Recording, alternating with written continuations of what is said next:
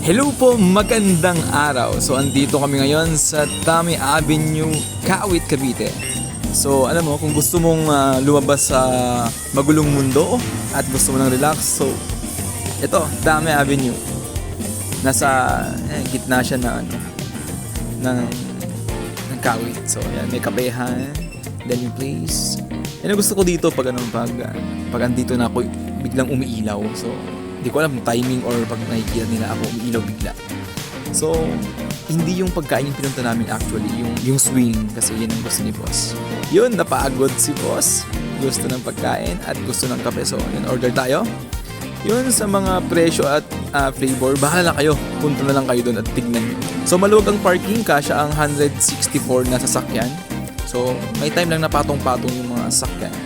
So, may designated smoking area din. So, maganda. Tapos, ayun. Nagutom talaga yung mga kadate ko. Ayan, nag-enjoy si Iyang.